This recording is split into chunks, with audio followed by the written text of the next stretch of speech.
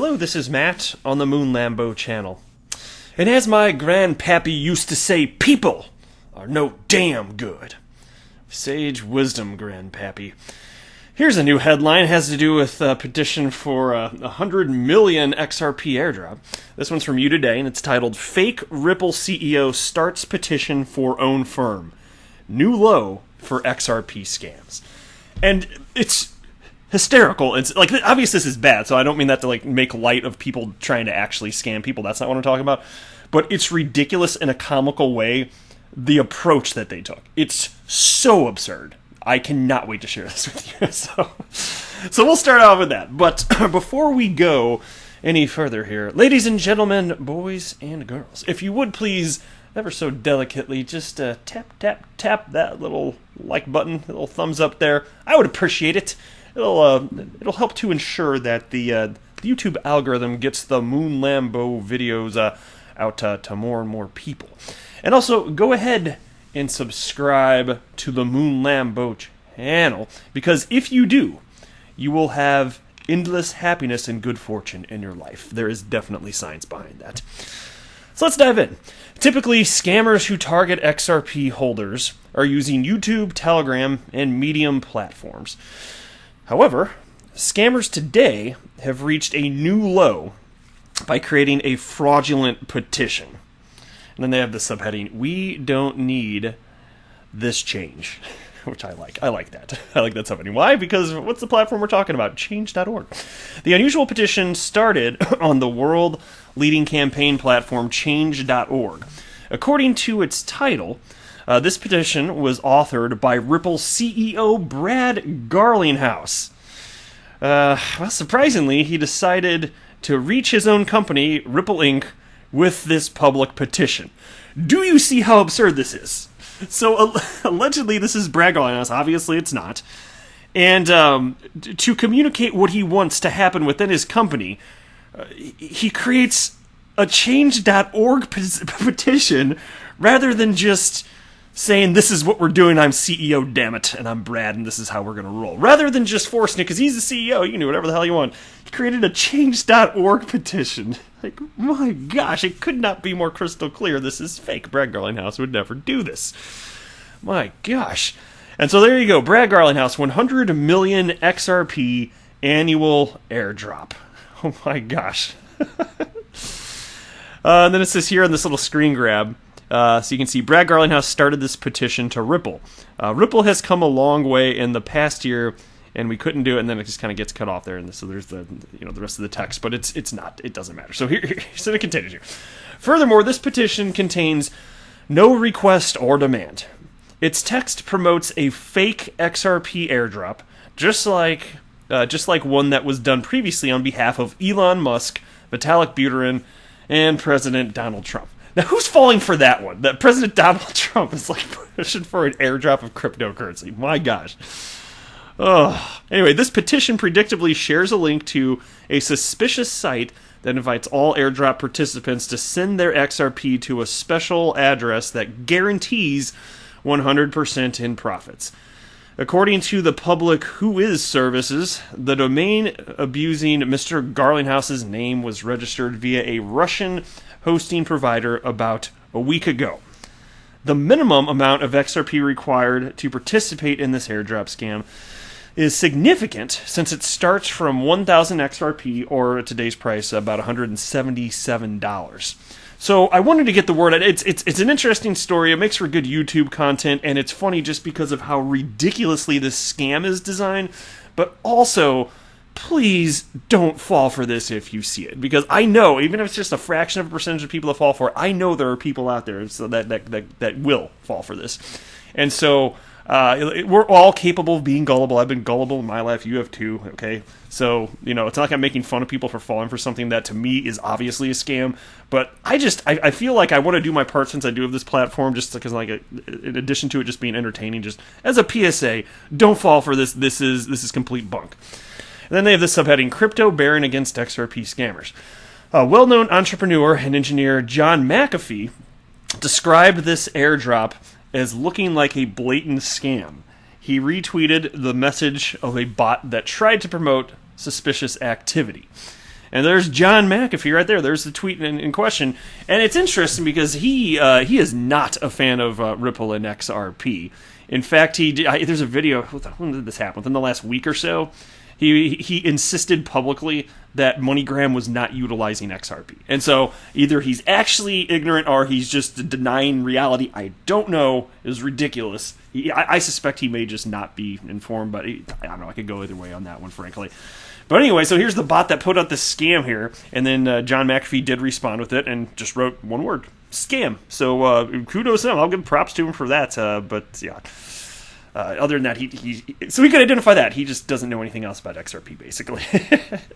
But anyway, the website in question also demonstrates the exploitation of such transactions, which are allegedly sent to the organizers of such activities. This Explorer looks like it was designed for some Ethereum-based tokens. So how about that? Grandpappy, you're so wise. People are no damn good. Take a look at this piece now. Moving on. Unrelated, but interesting. This comes from Cointelegraph. Who's buying Bitcoin? Retail demand expected to double by 2024 halving. Well, that would be rather positive. I'll tell you what, given that XRP is still following the price action of Bitcoin, I think that this would be good for XRP holders as well. I certainly suspect that to be the case. New data shows Bitcoin accumulation by retail investors continues to surge despite the economic downturn and increasing inflows from institutional investors. Well, that's kind of good to hear, isn't it? The latest research from ZUBR Derivatives Exchange published June 29th found that participation from retail investors is increasing despite the long-standing narrative that institutional adoption would be required to propel crypto prices higher. And I will tell you what, even if there was an indication that there wasn't continued adoption, like I could kind of understand given the craziness that's happened the last few months and how many people are out of work, this or that, but that's not what's happening. We are seeing increased adoption here. But and regardless of that, I could not be more confident that the crypto asset class will be here forever, or at least for as long as the internet exists. As long as the internet exists, I think we're going to be good here. Because there's real utility to be had with cryptocurrencies. I'm telling you, man. If this were like, because look, there's been bubbles in just Bitcoin and the crypto asset class a number of times over the last decade, but how many times has it been the case for any asset class, any asset that's been a bubble that ultimately, went to zero and value, just went away, it never came back? Like, how many times has there been one of those scams there, or whatever, even if it's just some silly bubble thing that happens, anything about tulips, whatever, how many times, the tulip mania from hundreds of years ago, how many times has it been the case that something will go to zero, but before going to zero and it ultimately staying there, it inflates and then deflates and inflates and then deflates in massive ways where you're seeing it. So sometimes, over the last decade, it's normal, apparently. I know it sounds wacky, but to see retracements of like 80 to 90, 95%. There's something to this. So it's weird, volatile price action, but that just is an indication more so that this is a new technology. There's a frenzy around it, all that type of stuff. But how is it that something that will ultimately go to zero, if you're of the mindset of like Peter Schiff, how is it that it keeps reinflating and it just is not going away? How many times does this have to happen? How long does it have to exist before you're like, okay, yeah, I guess the asset class really isn't going away? Anyway, with the recent halving being nothing more than a distant memory and the Bitcoin price lingering in the $9,100 range, the current price action is far from the post-halving surge that many retail and institutional investors expected. Despite the lackluster price action, a multitude of bullish factors like record growth in the number of Bitcoin whales, a new all-time high in the number of wallet addresses containing less than one Bitcoin, record Bitcoin outflow from exchanges, and Bitcoin recently achieving its third-best Q2 performance ever, show remarkable growth of investor participation in the top-ranked digital asset. Moreover, increasing Bitcoin demand from Grayscale Investments, Square, and other companies suggest that demand is coming from both institutional investors as well as retail. That's fascinating as well. That's a good indicator right there. Now, meanwhile, sourcing data from Chainalysis, ZUBR observed that in April of 2020, wallet addresses containing 1 to 10 Bitcoin had risen past 500,000, and that these addresses have been growing every month since the start of the 2018 bear market at the price of Bitcoin hit its peak.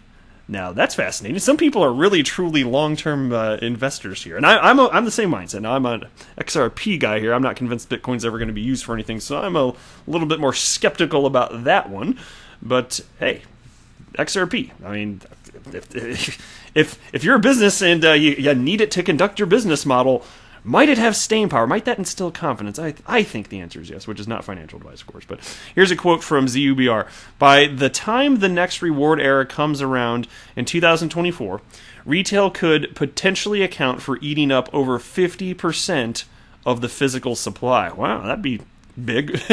And in 2020, much discussion has been dedicated to the perceived correlation between equities markets and Bitcoin. As markets tanked in March 2020, risk on assets like Bitcoin swiftly followed suit. Typically, a sharp drop in value, such as the 50% Bitcoin price drop that occurred on March 13th, would dampen demand alongside the downturn in equities markets. But data from ZUBR shows the opposite.